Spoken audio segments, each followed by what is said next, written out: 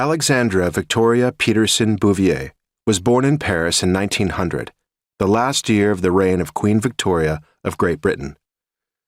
Alexandra's father was French, and her mother was American.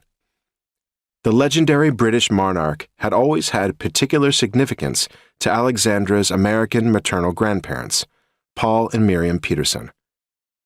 They were born 29 and 31 years after the famous queen, and had shared a great admiration for her strength, her values, and the role model she represented for young, independent women. Queen Victoria was 18 when she ascended the throne, and she ruled an empire for 63 years. Both Miriam and Paul felt that she was a shining example of womanhood at its best. She ruled wisely and well, had been a devoted wife, and had 9 children who eventually sat on nearly every throne in Europe. She was both a modern woman and a traditionalist, and combined these traits effectively. Widowed at 42, bereft over the early death of her beloved consort, Prince Albert, she ruled alone thereafter. She was the longest reigning sovereign of her day. Paul and Miriam Peterson named their only child Victoria, after the British Queen. Victoria Peterson, Alexandra's American mother, was born in Illinois in 1875, when Queen Victoria was still on the throne, and had been for nearly 40 years. Victoria Peterson's dream for her daughter Alexandra was that she would be a strong, intelligent, independent woman one day, ready to take a stand for the causes she believed in, demonstrating her own ethics and the values she and her husband intended to instill in her. Alexandra matured exactly as her parents hoped she would.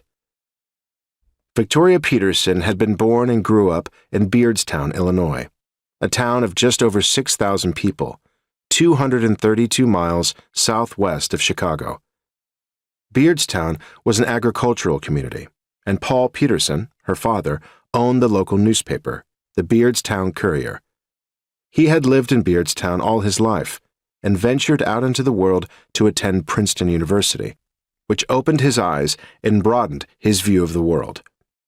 He did a year of postgraduate studies at Oxford, took classes at the Sorbonne in Paris, returned to his hometown, and used the money his grandfather had left him to found the newspaper that became his passion. No matter how remote Beardstown was, or how distant from Chicago, he wanted to bring its citizens a deeper, more complex view of the world, and keep them fully informed of what was happening around the globe.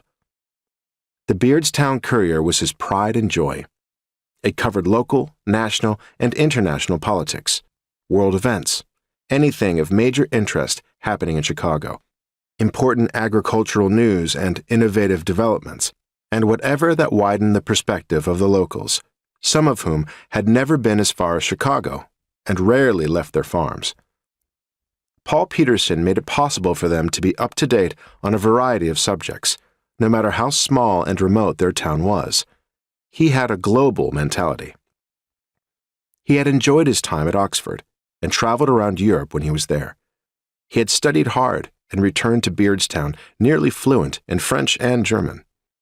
He had read their newspapers as well, and he had fallen in love with Italy. He had brought his exposure to other cultures home with him and infused his newspaper with interesting information from abroad. He wrote a weekly editorial column on a variety of topics, and his newspaper flourished. People were hungry for what he shared.